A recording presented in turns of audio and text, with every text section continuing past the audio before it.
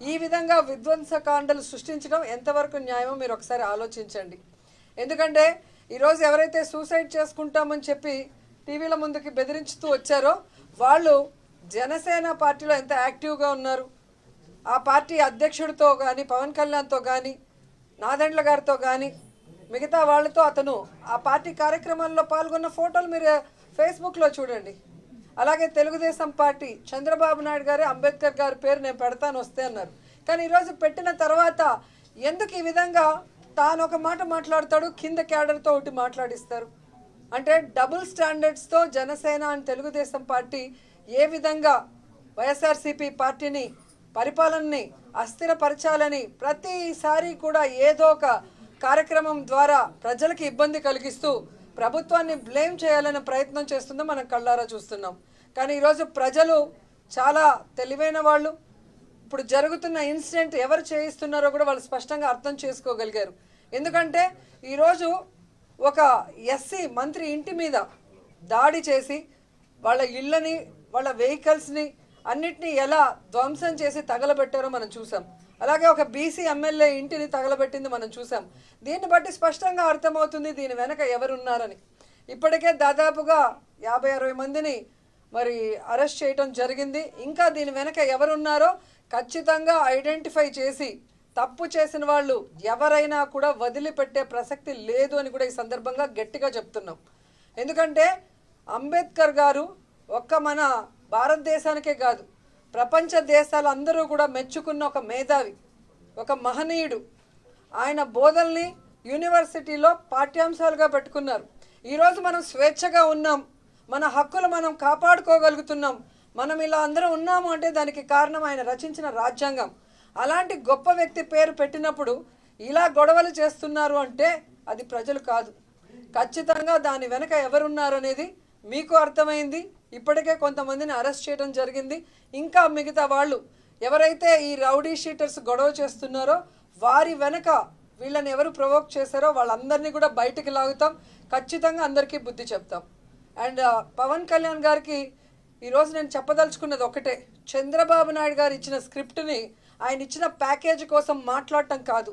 మీకంటూ ఒక విలువ మీ క్యాస్ట్లో ఉన్నప్పుడు వాళ్ళకి మంచి జరిగే విధంగా మీరు మాట్లాడాలి. కానీ గతంలో అపోజిషన్లో తుని సంఘటన మేమే చేయించామని మాట్లాడారు. మరి 5 ఏళ్ళు అధికారంలో ఉన్నప్పుడు తెలుగుదేశం పార్టీ వాళ్ళు ఎందుకు మేము తప్పు చేస్తుంటే మా మీద కేసులు పెట్టి మమ్మల్ని లోపల వేయలేదని నేను అడుగుతున్నాను. అలాగే ఈరోజు అధికారంలో ఉండి మేమే చేయించాము ఈ కోనసీమ ఇన్సిడెంట్ అని చెప్తున్నారు. అంటే మీరు ఆలోచించి మాట్లాడుతున్నారా లేదా ఇచ్చిన స్క్రిప్ట్ గురించి మాట్లాడుతున్నారా నాకు చెప్పాల్సిన అవసరం ఉంది. అలాగే అచ్చెన్నాయుడు గారు మాట్లాడేది వింటుంటే చాలా హాస్యాస్పదంగా ఉంది. తిరుపతి ఎన్నికల్లో ఏమో తిరుపతి ఎంపీ ఎలక్షన్ అయ్యాక పార్టీ లేదు బొక్క లేదని టీడీపీని ఆయనే మాట్లాడాడు. ఈరోజు మళ్ళీ చంద్రబాబు నాయుడు దగ్గర మెహర్బానీ కోసం ఆయన మాట్లాడుతున్నది మనం చూస్తున్నాం. అంటే ప్రజలకి ఇబ్బంది పెట్టే కార్యక్రమం ఏదైనా మీరు చేయాలనుకుంటే మాత్రం జగన్మోహన్ రెడ్డి గారు కానీ ఎవరు సహించే పరిస్థితి లేదు. ప్రజలకి నేను విజ్ఞప్తి చేసేది ఒకటే, మీరు భయభ్రాంతులకి గురవ్వాల్సిన అవసరం లేదు. అదనపు బలగాల్ని దించడం జరిగింది. ఈరోజు పోలీసులు దెబ్బలు తింటున్నారు. ఎవరైతే ఈ విధ్వంసకాండ చేస్తున్నారో వాళ్ళు పోలీసులను ఏ విధంగా కొట్టి గాయపరిచారో కూడా మనం చూసాం.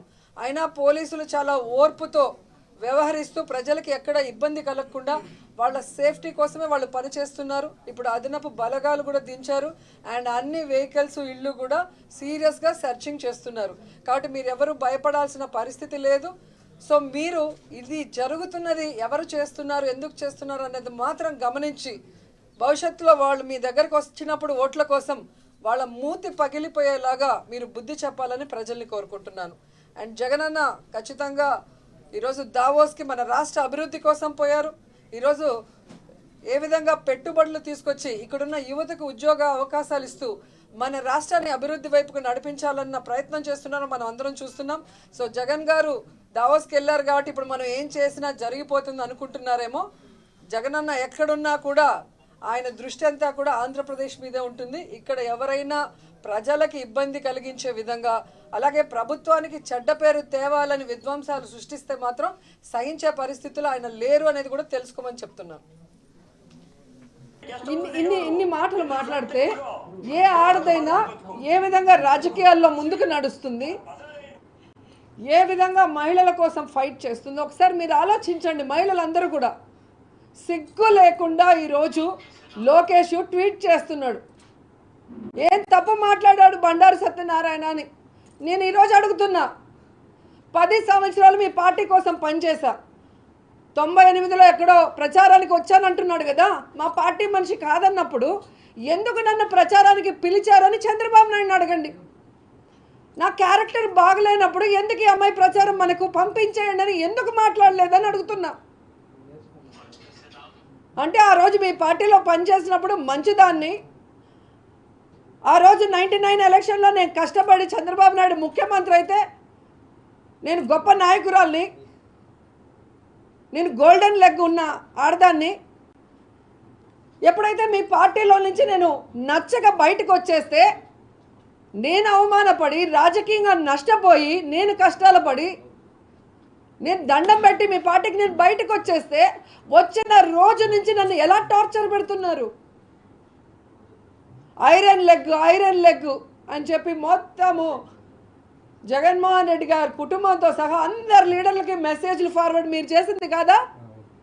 అవేమీ పట్టించుకోకుండా జగన్మోహన్ రెడ్డి గారు, విజయమ్మ నన్ను కన్న కూతురులాగా, జగనన్న సొంత చెల్లెల్లాగా నన్ను ఆశీర్వదించి నన్ను రాజకీయాల్లో ముందుకు నడిపిస్తుంటే ఏ విధంగా అపోజిషన్ ఎమ్మెల్యేగా నేను అడుగు పెడితే ఎమ్మెల్యే అయ్యి లోపలికి అడుగుపెట్టిన రోజు నుంచి నువ్వు బ్లూ ఫిలిం చేసావు నీ క్యారెక్టర్ ఇదే అని చెప్పి ఏ విధంగా ఎస్సీ మహిళలతో అసెంబ్లీ ఆవరణలోనే సీడీలు చూపించిన మీరు ఎందుకు అవి పబ్లిక్గా ఇవ్వరు? ఎందుకు మీరు ప్రెస్కి ఇవ్వరు? నా మీద ప్రేమతో పట్టుకున్నారా?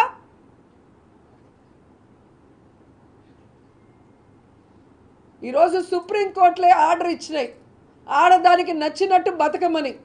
మీరెవరు అడగటానికి అంటున్నా. ఈరోజు రాత్రి పగలు నా కుటుంబం కోసం కష్టపడుతూ తప్పు చేయకుండా ఎవరి ముందర చేయి చాచకుండా ప్రజల కోసం ప్రజలకి సర్వీస్ చేస్తూ మహిళల హక్కుల కోసం పోరాడుతూ మహిళా సాధికారత కోసం పోరాడుతూ దాదాపుగా 20 సంవత్సరాలుగా రాజకీయాల్లో మహిళలందరితో శభాష్ అనిపించుకుంటూ వాళ్ళ ఆశీర్వాదంతో 2 సార్లు మీరు ఓడించిన తెలుగుదేశం పార్టీ దాంట్లో నుంచి బయటకు వచ్చి ఈరోజు జగనన్న ఆశీస్సులతో 2 సార్లు ఎమ్మెల్యే అయ్యాను. ఇప్పుడు మంత్రి కూడా అయితే మీ కడుపు మంటతో నా జీవితాన్ని ఎలాగైనా సర్వనాశనం చేయాలని తెలుగుదేశం పార్టీ కంకణం కట్టుకుందనేది అందరూ గమనిస్తున్న విషయం. నేను సూటిగా ఈరోజు అడుగుతున్నా తెలుగుదేశం పార్టీని, మీ పార్టీ కోసం ప్రచారం చేసిన సినిమా ఆర్టిస్టులందరినీ కూడా ఇలాగే మాట్లాడతారా? రికార్డింగ్ డ్యాన్సులు చేసుకునే వాళ్ళు, బ్లూ ఫిల్మ్లో యాక్ట్ చేసేవాళ్ళు, లాడ్జిల్లో పనుకునే వాళ్ళని. ఈరోజు మీ పార్టీలో ఎన్టీఆర్ గారు స్థాపించిన పార్టీ అనే జయసుధ గారైనా, జయప్రద గారైనా, శారద గారైనా, దివ్యవాణి అయినా, కవిత అయినా ఎవరైనా కూడా వచ్చారు. కానీ మీరు చేస్తున్న అసహ్యమైన పనులు, మహిళల్ని ఎంత చీపుగా ఒక ఆట వస్తువుగా చూసే మీ విధానం, మహిళల్ని ఏ విధంగా ప్రచారానికి వాడుకొని ఆ తర్వాత వాళ్ళు రాజకీయంగా ఎదగాలంటే వాళ్ళని తొక్కేసే విధానం చూసి అందరూ బయటికి వెళ్ళిపోతున్నారు.